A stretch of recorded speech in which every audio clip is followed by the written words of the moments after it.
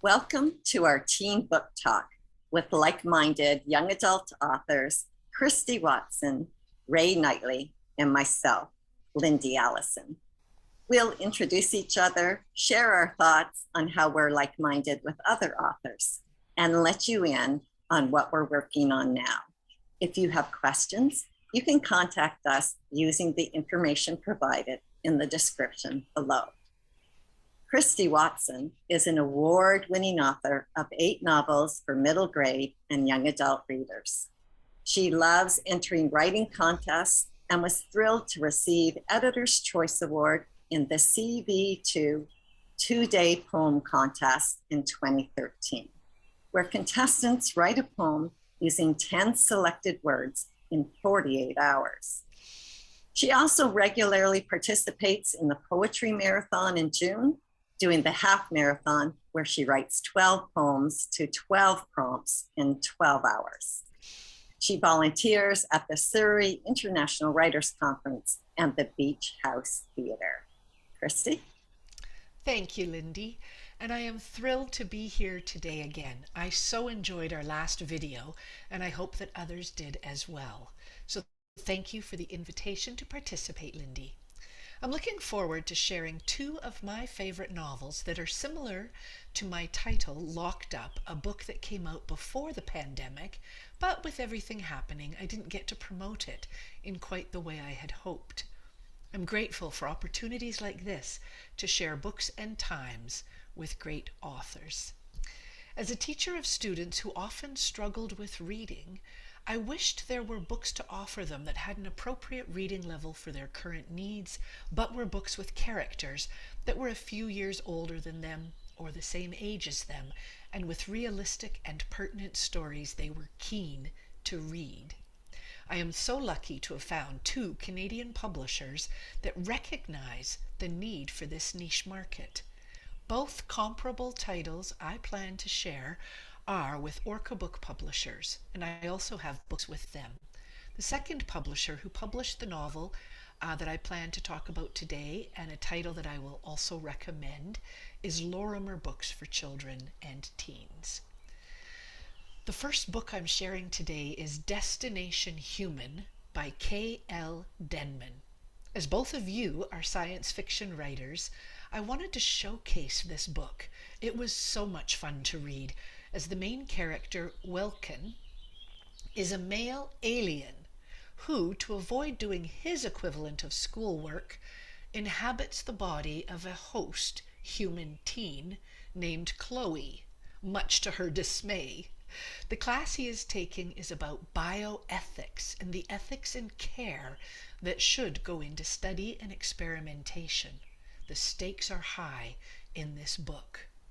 And how this connects with my story, Locked Up, is that youth custody centers don't always make room for things like restorative practices or think about the ethics of care, and those are both important elements for teens being able to accept responsibility for their actions and for finding a way forward.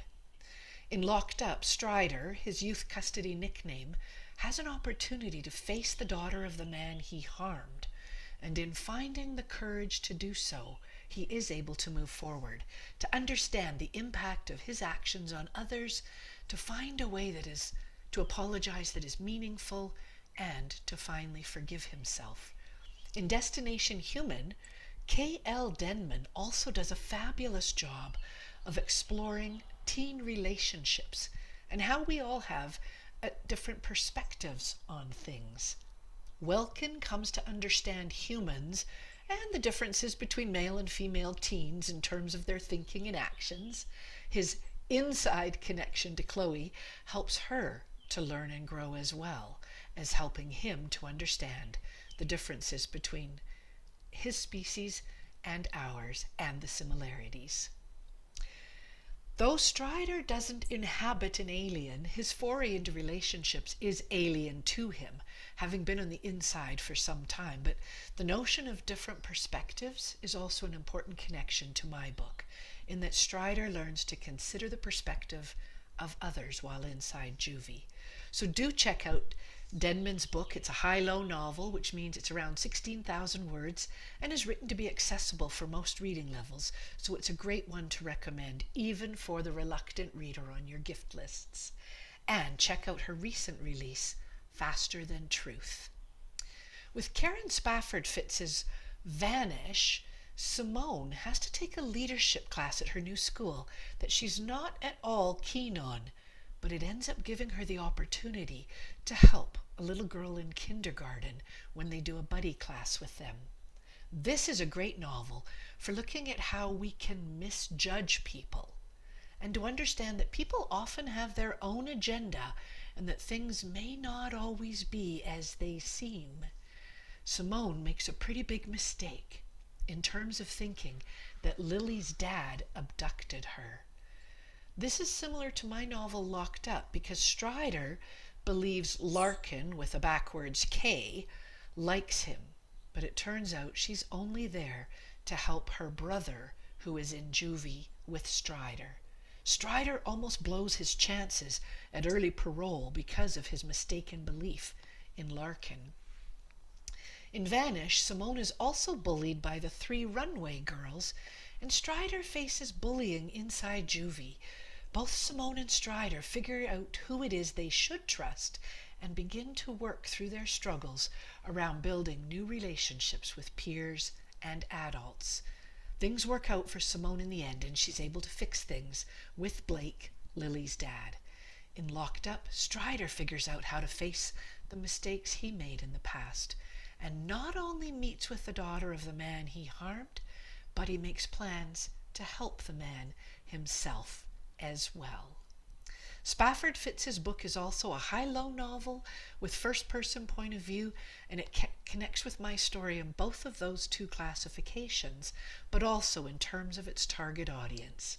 And high-low means it's a high-interest book for the intended audience of teens, but might have a low reading level of grade 3 or 4. And that's not to say it won't engage and keep the good readers motivated, because it will.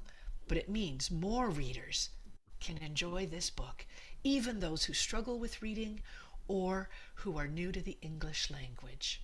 So check out Vanish for an excellent read, and for another story around juvie and restorative work, check out one of Karen Spatford-Fitz's other books called Pushback. So it is now my pleasure to introduce you to the wonderful author Ray Knightley. Ray is an award-winning Amazon best-selling author of science fiction novels for middle grade readers and young adults. Her latest release, The Knowledge Seeker, is a dystopian novel about a 16-year-old boy who lives 600 years into the future and is tasked with saving what remains of 21st century knowledge. Ray lives in Vancouver on the western coast of Canada with her husband, 2 children, and a jealous cat. Ray. Thank you so much, Christy. It's wonderful to see you again, Lindy and Christy, and to get together again to talk about books for teenagers. And I'm hoping to share some insights as well. That was a very interesting discussion you had there, Christy. Thank you.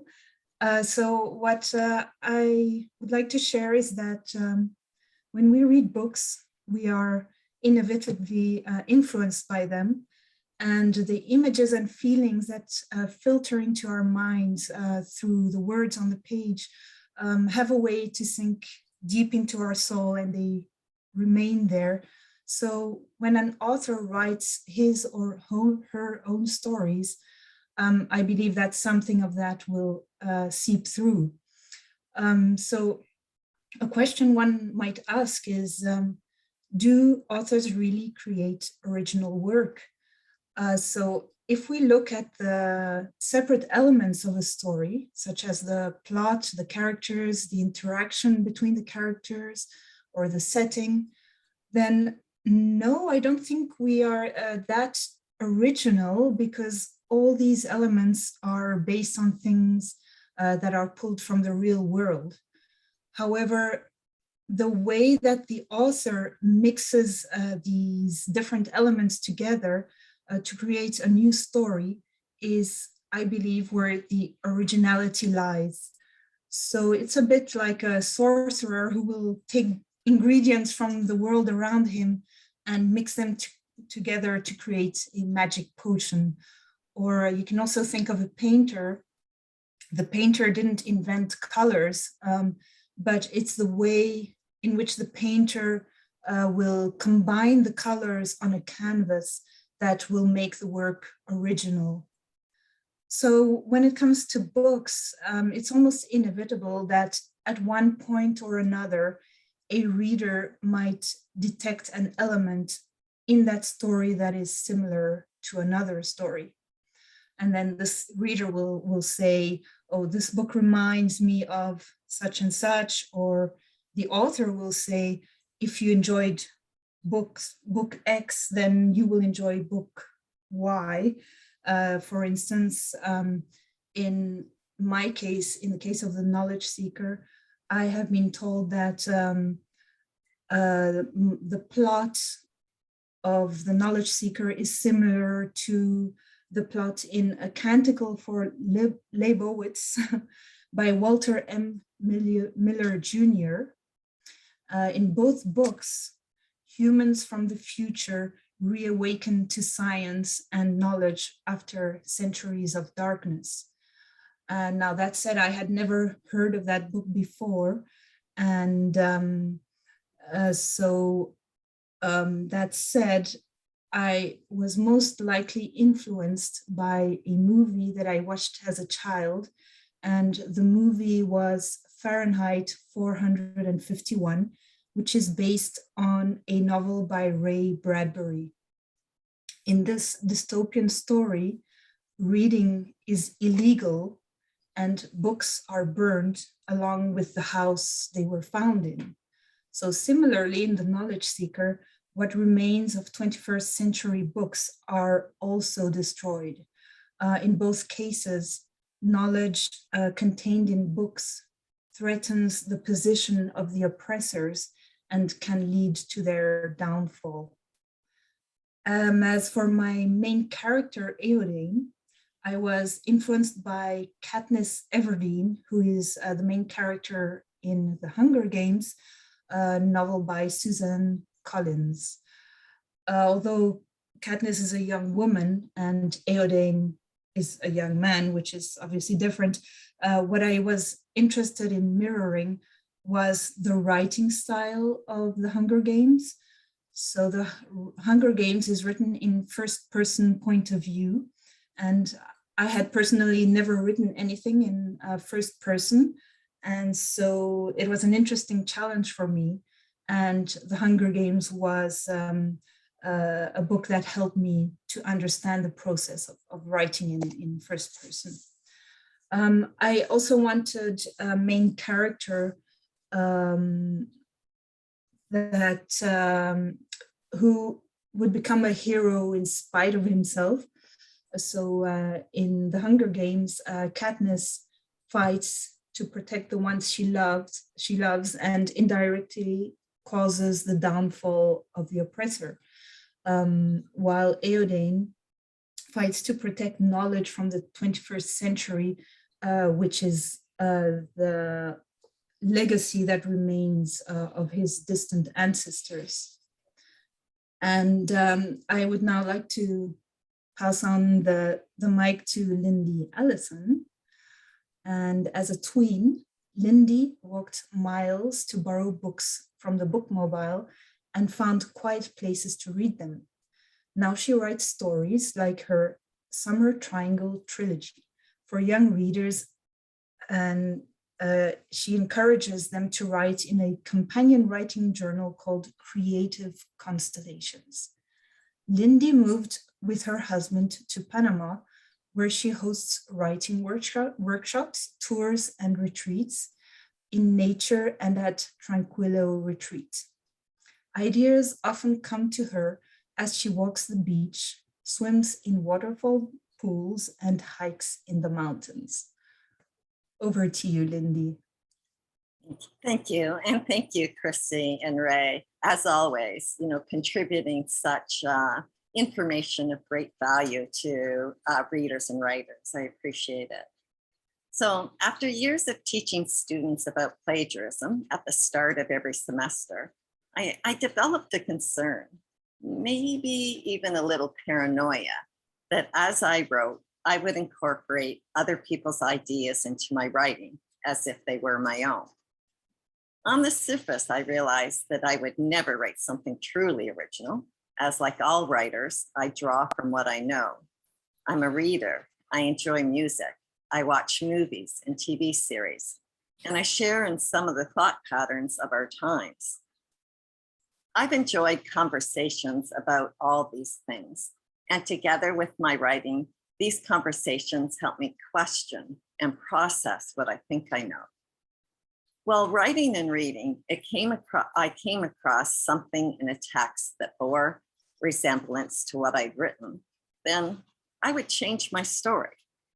Well, as I'm sure you can imagine, I soon realized that I would never finish my story if I continue to change it over a niggly likeness. I needed to relax and write my story as it needed to be shared, knowing similarities occur and acknowledgement of my treatment of those similarities as uniquely mine.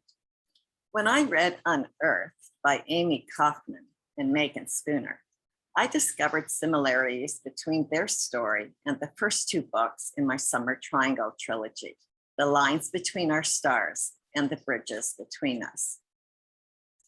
In Unearthed, Earth intercepts an alien message from a long extinct alien race, and the co-protagonists, independent from one another, travel to and meet on Gaia. In a somewhat similar but different way, Jay sends a message into space, hoping to contact other life forms, and he and Gloria encounter a misty dragon snake when she appears in the observatory's lab and asks for help rescuing her son. Together, these teens teleport to Rhea on a rescue mission. And like Unearthed, my male and female co-protagonists have opposing points of view.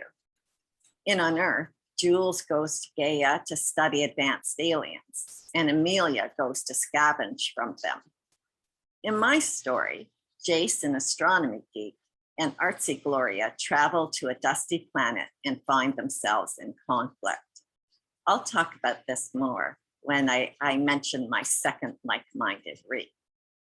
It's not uncommon in science fiction to hear from aliens and travel to other planets, but I freaked out a little when I read about how Jules and Amelia find their way through the temple after they discover a Fibonacci spiral, and it's a symbol that shows them the way to go through the temple. After focusing on how Gloria uses her knowledge of literature to resolve some of their issues on planet Rhea, my goal in book 2 was to have Jace use his math skills to resolve their problems. Jace found Fibonacci spirals in plants, animals, and the terrain, and that helped him find 4 keys to open a door to rescue alien children. When I found the similarity of using a Fibonacci spiral, I considered removing the reference in my yet unfinished work. But since it was so central to my almost completed story, and since my treatment was different, I decided to go with it. Beth Revis's story, Across the Universe, occurs in the more distant future than my trilogy.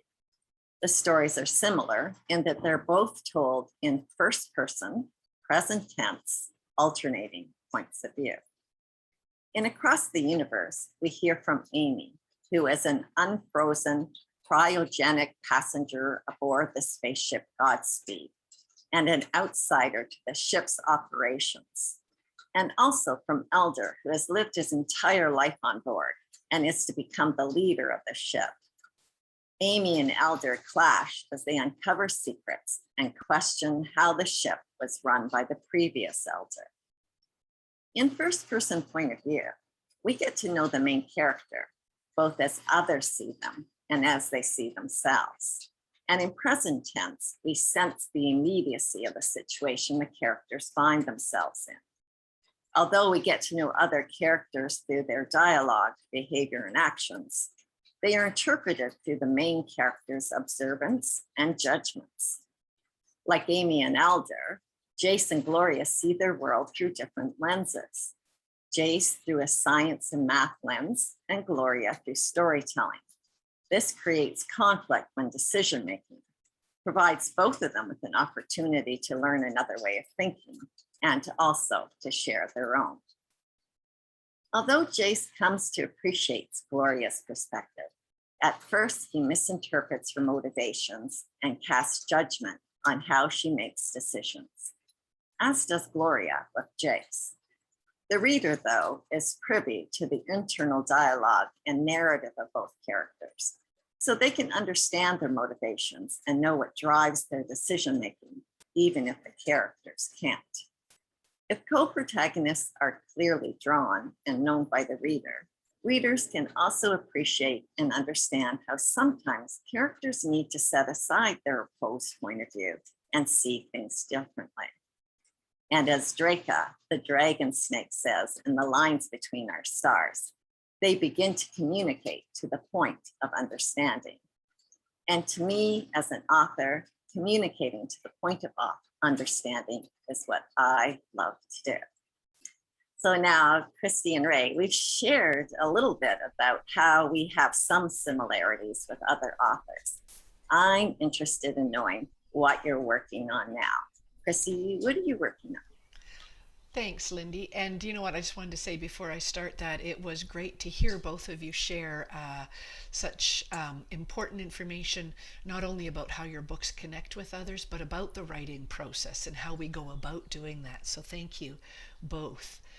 In September, I participated in the 3-day novel contest, and as you could tell from my introduction, I love entering contests. And during the 3-day novel contest over the Labor Day long weekend, I wrote book 3 in my upper middle grade low fantasy YA trilogy. I finished it editing for the upteenth time, book 1, and have had it workshopped with other authors. So what I'm working on right now is editing books 2 and 3. And just a tip, I am so glad I waited to publish book 1 before finishing the trilogy, as a few things have now to change in books 1 and 2 to fit the ending. And so I'm able to make those changes easily, and I can plant additional story seeds along the way in books 1 and 2. So I am very excited for the world to almost meet Salt and Saturnia.